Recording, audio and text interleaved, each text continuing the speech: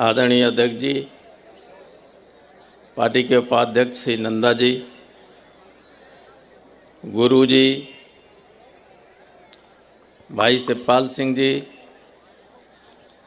सुमन जी, हमारे सारे वरिष्ठ नेतागण और नेताजी के बहुत वरिष्ठ सहयोगी जो अभी हैं इस दुनिया में, जो मंच पे पीछे बैठे हुए हैं, उन सबको नमन करते हुए और आप सबको प्रणाम करते हुए नेताजी की जयंती पर उन्हें सबसे पहले मैं प्रणाम करता हूं, श्रद्धांजलि देता हूं। आज समाजवादियों के लिए बहुत बड़ा दिन है। आज सुबह शुभ मुहूर्त में माननीय अध्यक्ष जी ने नेताजी के लिए जो स्मारक बनेगा, मेमोरियल बनेगा, उसका शिलान्यास किया है। और ये मेमोरियल कोई मामूली मेमोरियल नहीं होगा। जो लोग विदेशों में गए होंगे या देश में भी गए होंगे, जहाँ स्मारक बने हुए हैं बड़े महानुभावों के, उसमें बनने के बाद जब ये सामने आएगा स्मारक, कोई स्मारक इसके मुकाबला नहीं कर सकता, कोई भी। ये बनाया जाएगा अमेरिका के सबसे महबूब राष्ट्रपति अब्राहम लिंकन के मेमोरियल की तर्ज पर, लेकिन उससे भी बेहतर बनेगा। और लाखों समाजवादियों को और जो अन्याय के खिलाफ लड़ने वाले लोग हैं, उनके लिए ये अनंत काल तक प्रेरणा देने का काम करेगा, प्रेरणा का स्रोत रहेगा। तो इसलिए मैं कह रहा हूं कि समाजवादियों के लिए एक बहुत ही बड़ा दिन है आज का। एक बहुत अच्छा काम की शुरुआत हुई है और समाजवादी पार्टी को मजबूत बनाने का दायित्व तो आप सबका है। और जिनके ऊपर सबसे ज़्यादा जिम्मेदारी होती है, जो नौजवान हैं, उसमें थोड़ा सा मैं एक बात सुनाना चाहता हूँ इधर खड़े हुए लोगों के लिए। एक बार 12 तुगलक रोड में भगोना जी भी जब पार्टी में आ गए थे, तो 12 तुगलक रोड में चौधरी साहब के साथ हेमवती नंदन भगोना, नेताजी और मैं बैठा हुआ था। तो भगोना जी ने चौधरी साहब से कहा, चौधरी साहब जानते हो कि बीजेपी के कार्यकर्ता में और आपके कार्यकर्ताओं में क्या फ़र्क है? उन्हें तुम ही बताओ क्या फ़र्क।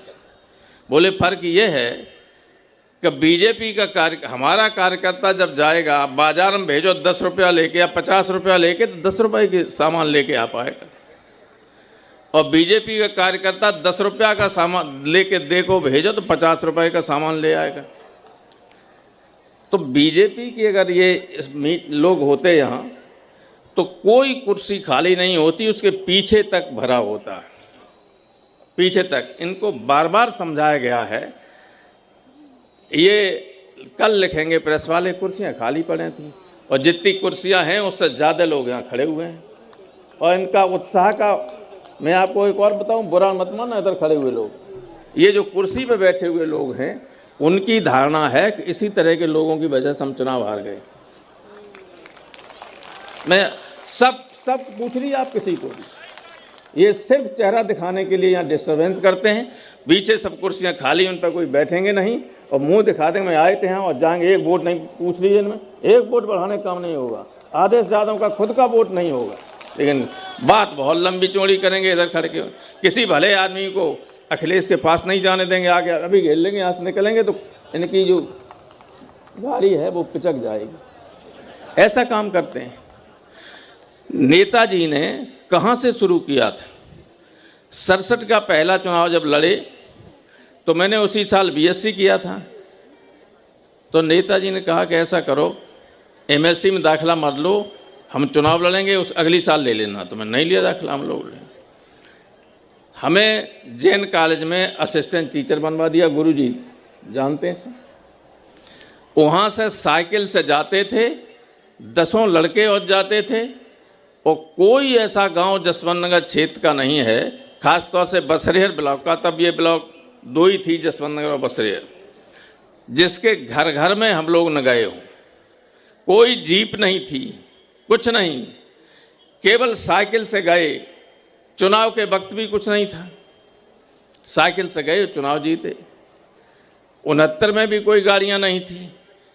74 में एक आध जीप आ गई, उससे नेता ही चलते थे और लोग, कुछ लोग गांव के लोग ट्रैक्टर से ही चले जाते थे, मोटरसाइकिल से गए बाद में। तो इस यहाँ से शुरू किया था। कोई अब तो यह है कि अगर 4 पोलिंग का सेक्टर बना दो, उसके लिए गाड़ी चाहिए। आप बताइए, एक गाड़ी से एक सेक्टर को 10 बार आप कवर कर सकते हो, तब भी घर घर नहीं जाते और 100 गाड़ियां चलती हैं। तो कोई जो आप में से जो अच्छा कार्य करता है, जो बढ़िया कार्य करता है, जो संघर्ष करने वाला है, वो इस पे और गरीब है, क्या चुनाव लड़ सकता है? कभी नहीं लड़ सकता है। तो ये खत्म कीजिए संस्कृति। मैंने एक बार रामसेवक यादव एमपी थे बाराबंकी से, तब मैं छठवें में पढ़ता था। 57 में सोशलिस्ट, संयुक्त सोशलिस्ट पार्टी तो बाद में बनी, पहले सोशलिस्ट पार्टी थी और प्रजा सोशलिस्ट पार्टी थी। हम लोग सोशलिस्ट में थे, हालांकि मेंबर साहब लगते थे, प्रजा सोशलिस्ट पार्टी थी। जसवंतनगर में सोशलिस्ट और करहल में प्रजा सोशलिस्ट, यहाँ बरगद, वहाँ झोपड़ी होती थी हम लोग। तो उनसे हम ऐसे ही पूछा, गेहूं लेने आए थे, फसल होती तो गेहूं चंदा करके लेते थे, उससे पार्टी जिले में चलती थी बेच के साल भर, ये स्थिति थी। तो हमने कहा आपके चुनाव में कितना पैसा खर्च हुआ होगा? उन्होंने कहा 7-8 हज़ार रुपया खर्च हुआ। और बोले कि JMLA हमारा बैठा है, कहते भाई था, जन क्या नाम था, इसके केवल 250 रुपया जो फीस लगती है सो। तो हम लोगों ने पूछा कि कैसे आप इतने कम से कैसे होते हैं? बोले पैसे के बल पर हम कांग्रेस का मुकाबला नहीं कर सकते। अगर पैसे से करेंगे, आप बीजेपी से कंपेयर करेंगे तो आप मुकाबला कर लेंगे। सारे देश का पैसा उनके पास, सारा उद्योगपति उनके पास। जो उद्योगपतियों को इतना बढ़ावा क्यों दिया जा रहा है? अरबों रुपया ट्रकों में भर के चलाएगा केवल एक क्षेत्र में हराने के लिए। हम मुकाबला नहीं कर सकते। हम केवल कार्यकर्ताओं की दम पर, कार्यकर्ताओं के बल पर मदद कर सकते हैं, जीत सकते हैं चुनाव, बीजेपी को हरा सकते हैं। लेकिन ये मजे बीजेपी के साथ कार्यकर्ता के हम ये कहते हैं, बीजेपी की 100 गाड़ियां चल रही हैं, हमारे उम्मीदवार के साथ 10 गाड़ियां भी नहीं। हमने तो साइकिल भी चला के देखा है, एक गाड़ी से भी चुनाव लड़के देखा है। पूरे राम सिंह साग को नेताजी ने क्या क्या नहीं किया। नेताजी ने जब 79 में चुनाव हुआ, 79, तो इटावा से राम सिंह साग को उम्मीदवार बनाया। तो यहाँ लोग मालूम क्या कहते थे? अरे इटावा जो विरोधी थे, यहाँ से सब्जी बेचने वाला MP हो जाएगा, यहाँ तो ब्राह्मण ठाकुर ही होते रहे हमेशा। तो नेताजी ने कहा कि हम देखते हैं कौन होगा। तो राम सिंह साक ने अर्जुन सिंह भदौरिया और सुखदा मिश्रा को बुरी तरह चुनाव हरा दिया, वो चुनाव जीत गए। लोगों में ये विश्वास पैदा किया मुलायम सिंह जी ने कि आप हीनता की भावना छोड़िए, आप संख्या के बल पर किसी को भी हरा सकते हैं, आप ज्यादा ताकतवर हैं। बनाया इन्होंने।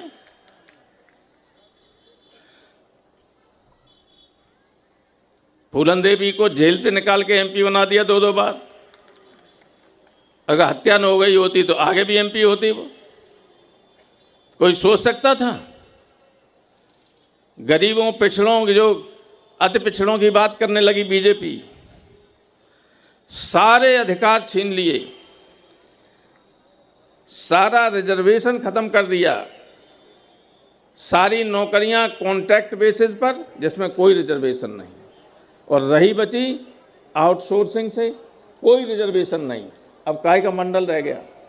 जब नौकरी नहीं, एक भी रिजर्वेशन नहीं, दलित और पिछड़ों के लड़के कुछ IAS IPS और अधिकारी हो जाते थे, वो बनना बंद हो जाएंगे, क्योंकि अब वो सीधे वहां भी करने लगे। सीधे 10 जॉइंट सेक्रेटरी पिछली 2 साल में गवर्नमेंट ऑफ इंडिया ने बनाए हैं। जॉइंट सेक्रेटरी यहाँ से जो प्रमुख सचिव जाता है वो बनता है प्रमुख सचिव। इतना सीनियर IAS अफसर, सबसे कठिन जो होती है परीक्षा, उसको पास करके लंबी सर्विस के बाद दिल्ली में एम्पैनलमेंट होता है जॉइंट सेक्रेटरी के लिए। लेकिन मोदी जी की सरकार ने 10 जॉइंट सेक्रेटरी बना दिए। विभिन्न उद्योगपतियों के यहाँ जो काम करते थे क्लर्क लोग, कि जे बहुत अनुभवी, आप समझ, और इसमें एक भी दलित नहीं, एक भी पिछड़ा नहीं, एक भी माइनॉरिटी का नहीं। इस तरह की सरकार है। तो ये चीजें आपको बतानी पड़ेंगी। वे खाना मिल जाता है शाम को तो हम गाय को ही सानी दे आते। कोई होता है अधिकार? जिस घर में कोई लड़का नौकरी नहीं करता है उसका घर टूटा फूटा पड़ा रहता है। नेताजी कहते थे कि सिपाही बना दो तो देखिए 2 साल में उसका घर पक्का हो जाता है। लेकिन अब वो भी सब खत्म हो गया। तो ये जो गवर्नमेंट है, नेताजी ने जो काम शुरू किया था उसको आखिर तक ले जाना है अगर देश की और गरीब पिछड़े लोगों की किस्मत को संभालना है तो।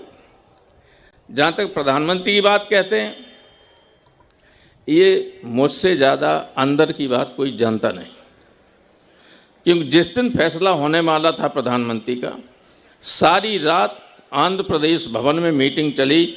नेताजी नहीं गए तो मैं ही वहाँ था। सवेरे 4 बजे सुरजीत साहब ने कहा कि 90% MP मुलायम सिंह के पक्ष में हैं, फाइनल हो गया है। सुबह नायडू राष्ट्रपति को लिख के दे आएंगे कि यूनाइटेड फ्रंट के लीडर मुलायम सिंह यादव होंगे और अगले दिन उनकी शपथ हो जाएगी प्रधानमंत्री। फिर ऐसी पर्दे के पीछे तिकड़म चली कि सुरजीत रूस चले गए। मैंने कहा आप कल चले जाओ, नहीं वो वहाँ जाना जरूरी है। अब नंदा जी के सामने नहीं बताऊंगा और इसलिए भी नहीं कहूँगा कि अब लोग दुनिया में नहीं हैं। अगर सुरजीत न गए होते लखनऊ, वो दिल्ली, मॉस्को, तो नेताजी ही प्रधानमंत्री होते। जो साजिश में लोग शामिल थे उन्होंने नाम चला दिया कि साहब वो कह रहा है लालू और शरद कि हम आत्महत्या कर लेंगे अगर मुलायम सिंह बना दिया जाए। ऐसा कुछ नहीं था, वो तो उन्हें टूल बनाया गया। हाँ, विरोध में थे वो जानते थे कि मुलायम सिंह यादव अगर प्रधानमंत्री बनेंगे तो वो सबसे बड़े नेता होंगे। सबसे बड़े नेता तो उनके न चाहने के बाद भी रहे। किसी का कद मुलायम सिंह के बराबर नहीं था, किसी का। और आपने देखा होगा उनकी मौत के बाद किसी नेता के लिए इस तरह की भीड़ न हुई, न विभिन्न क्षेत्रों के लोग यहाँ आए। उत्तर प्रदेश के मुख्यमंत्री सहित पूरी कैबिनेट, सारी पार्टियों के शीर्षस्थ नेता, राजस्थान, छत्तीसगढ़, मध्य प्रदेश और जितने राज्य थे वहाँ से लेके तमिलनाडु तक के सारे CM से यहाँ थे। मुश्किल था उनको पहुँचाना वहाँ तक। केंद्रीय मंत्री, रक्षा मंत्री हों, अन्य मंत्री हों, सब हों, कांग्रेस के राष्ट्रीय अध्यक्ष खड़गे और लोग हों, फिल्म जगत के लोग हों, प्रोफेसर्स हों, पत्रकार हों, विद्वान हों, सबके सब यहाँ थे, सब आए यहाँ। तो बहुत बड़ा कद था, लेकिन साजिश बहुत लोगों की थी। हम जानते, वो ये जानते थे कि मुलायम सिंह यादव अगर प्रधानमंत्री बन गए तो समाजवादियों में समाजवादी मार्क्सिस्ट भी हैं। मार्क्सिस्ट ये कहते हैं कि अगर कोई विपक्ष बने तो लीडरशिप उनके हाथ में होनी चाहिए, समाजवादियों के हाथ में नहीं होनी चाहिए। तो मैं नाम नहीं लेना चाहता हूँ। साजिश सबसे बड़ी वहीं से थी कि मुलायम सिंह प्रधानमंत्री न बनने पाए। तब एक आदमी जिसको वो समझते थे कि कम्युनिस्ट लीनिंग का है, प्रधानमंत्री बना दिया Iqbal Gujral. This was the real thing जो आज मैं बता रहा हूँ आप, क्योंकि मैं सारे घटनाक्रम का चश्मदीद गवाह मैं हूँ, सबका। तो इसलिए नहीं बन पाए। और इसलिए कई बार जब आप नेताजी को प्रधानमंत्री बनाने का नारा लगाते थे तो एक बार उन्हें गुस्से में हमसे कहा ये 5 और 10 MP बनाएंगे और मुझे प्रधानमंत्री बनाना चाहते हैं। केवल 5 और 10 MP बना के प्रधानमंत्री बना लेंगे। हाँ, उत्तर प्रदेश विधानसभा के इस लोकसभा के 24 के चुनाव में अगर आपकी पार्टी 40 MP जीतती है तो हम कह भी सकते हैं कि बिना या तो इन्हें बनाइए, न कोई नहीं बन पाएगा, दूसरे कोई बनेगा। बताओ, बनाओगे?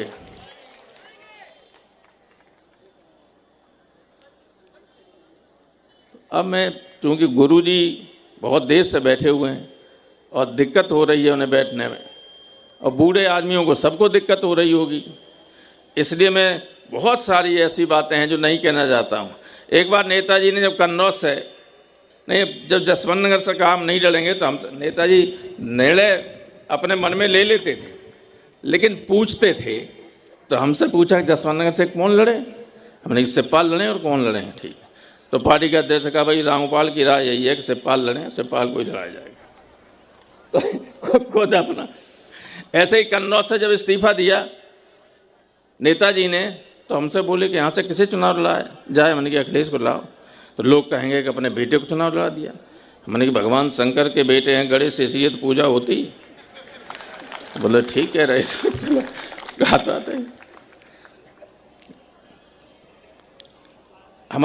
मैंने नेताजी से कहा कि आप जब लोकसभा का चुनाव लड़ेंगे, धर्मेंद्र एमपी था, तो धर्मेंद्र इतनी कम उम्र का है, इसका क्या होगा।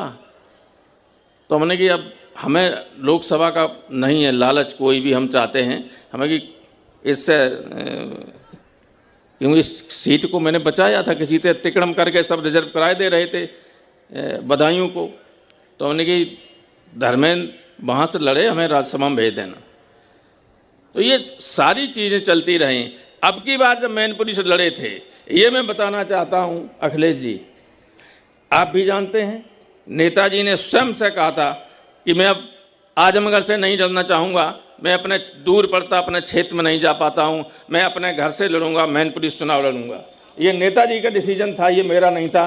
जो कुछ लोग ये कहते हैं मेरा डिसीजन था, वो मुझे गाली देते। नेताजी को कोई रोक सकता नहीं के लिए। अगर नेताजी कहें कि यहाँ से लड़ेंगे तो किसी की हैसियत है कि उसका विरोध करें। नेताजी का ये था, ये अखिलेश अच्छी तरह जानते हैं। मेरा कभी नहीं था। मेरी सहमति अवश्य थी कि आजमगढ़ से दूर जाना पड़ता। क्षेत्र में कभी कभी लोग कहते हैं कि हमारे क्षेत्र में आई नहीं, और यहाँ ये था कि ऐसा क्षेत्र है, जब ये बन रहा था, परिसीमन आयोग जब था उसका मैं एसोसिएट मेंबर था, तो मैंने पहले जसवंत नगर को कन्नौज में लगवा दिया। जब इटावा रिजर्व हो गया तो नेताजी ने कहा जसवंत नगर को इधर करो, तो मैंने कन्नौज में लगवा दिया। आगरा में कमीशन की मीटिंग थी, सुनवाई, तो रामबख्श वर्मा बीजेपी, सत्यदेव त्रिपाठी कांग्रेस और बीएसपी का ये ब्रजेश पाठक, ये तो मेंबर ही था उसका। इन लोगों ने कहा अरे साहब जमुना से गंगा तक बना दिया। तो जब मीटिंग खत्म हो गई तो बिश्नोई जो सीईओ थे हमारे, उन्होंने कहा प्रभु साहब, चीफ साहब जो है उनका रिजर्वेशन कन्नौज पे है, कोई दूसरा बताइए। हमने कि आप बनाइए, हम भी बनाए दे रहे हैं। 2 मिनट में मैंने बना दिया, क्योंकि मैनपुरी में लग गया था अलीगंज और वो चला गया था छिबरामऊ कन्नौज में, नहीं फर्रुखाबाद में। तो हमने ये किया कि जसवंत नगर मैनपुरी में, अलीगंज फर्रुखाबाद में, छिबरामऊ कन्नौज में, यूँ घुमा दिया। एक भी यही बनाया सीईओ ने, यही बिश्नोई ने बनाया। तो बिश्नोई ने की इजाज़त दे दीजिए। उन्होंने चीफ इलेक्शन कमिश्नर थे, वो तिलक लगाते थे, क्योंकि जो चेयरमैन थे उनके पैरों का ऑपरेशन हुआ था, घुटनों का।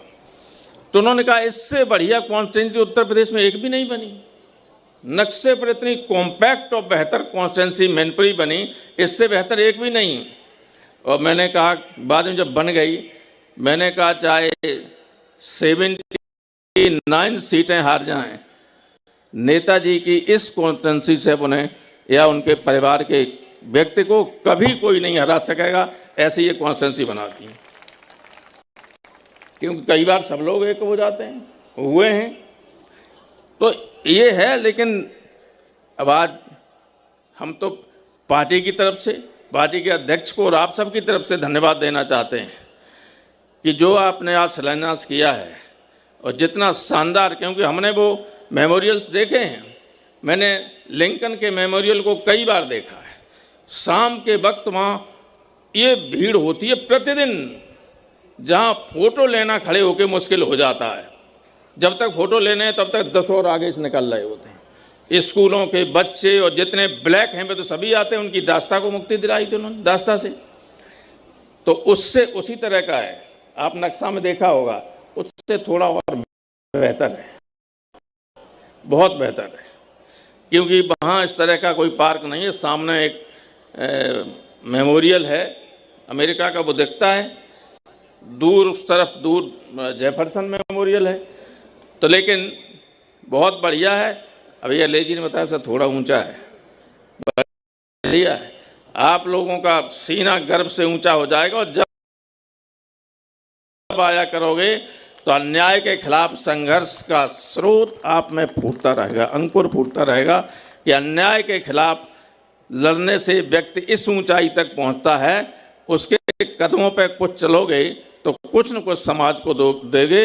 आज मैं नेताजी को प्रणाम करते हुए, श्रद्धांजलि देते हुए अपनी बात खत्म करता हूं और अध्यक्ष जी को इस बात का धन्यवाद देता हूं कि उन्होंने शुभ मुहूर्त में सुबह एक शुभ काम शुरू किया। बहुत बहुत धन्यवाद।